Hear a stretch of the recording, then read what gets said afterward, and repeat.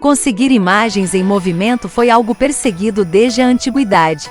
As sombras sempre exerceram um grande fascínio nos seres humanos, o que rendeu inclusive a criação do teatro de sombras, muito popular nos países asiáticos. Sim, nesse vídeo irei falar um pouco sobre o teatro de sombras, uma arte muito antiga de contar histórias e de entretenimento que usa bonecos de sombra.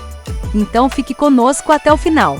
Mais de 90% dos que assistem nossos vídeos ainda não são inscritos, então aproveita para se inscrever em nosso canal e deixar seu like, isso nos ajuda muito.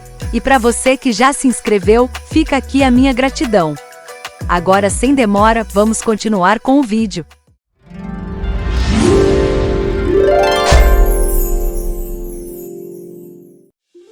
Existe uma lenda chinesa a respeito da origem do teatro de sombras. No ano 121, o imperador Wu Ti, da dinastia Han, desesperado com a morte de sua bailarina favorita, teria ordenado ao mago da corte que a trouxesse de volta do reino das sombras, caso contrário ele seria decapitado.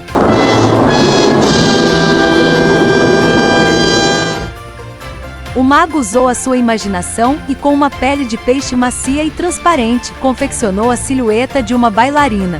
Depois ordenou que no jardim do palácio fosse armada uma cortina branca contra a luz do sol, de modo que deixasse transparecer a luz. No dia da apresentação ao imperador e sua corte, o mago fez surgir, ao som de uma flauta, a sombra de uma bailarina movimentando-se com leveza e graciosidade. Neste momento, teria surgido o teatro de sombras, que agora se tornou uma forma de arte. Dá-se o nome de teatro de sombras ao espetáculo, porque consiste na criação de certos efeitos ópticos. Ah, agora eu entendi! Para a realização do teatro de sombras precisa-se de uma lâmpada ou outra fonte de iluminação e uma superfície lisa e clara. Suas técnicas são relativamente simples. Através de uma tela branca, um foco de luz se acende, sombras de silhuetas de figuras humanas, animais ou objetos, ao vivo ou recortadas em papel são projetadas, remetendo o espectador a um mundo de fantasia. Legal! Há quem seja da opinião de que o teatro de sombras é o antecedente do cinema, por se tratar da primeira experiência baseada na reprodução de movimentos e ações em uma tela. Sabia não? Como é óbvio, ambas as técnicas são bastante diferentes, embora tenham em comum essa particularidade.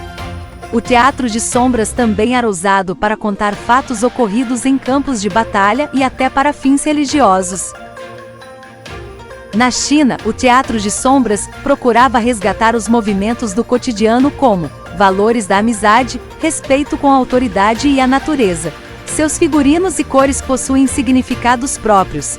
Eles utilizam simbologia, inventividade e não realismo, e se afastam da técnica naturalista, e o ator manipulador vai modulando a voz do narrador.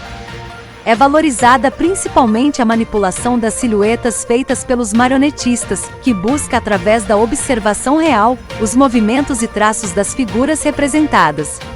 Era muito comum encontrar um manipulador solista chamado de mestre, pois realizava todas as funções do teatro em apresentações de cidade em cidade, para as festas. O maluco é brabo!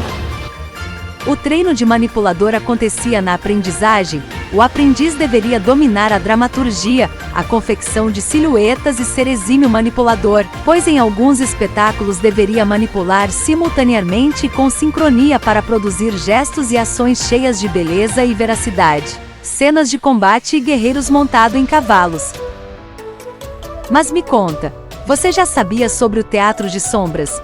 Então comenta aí embaixo. Até o próximo!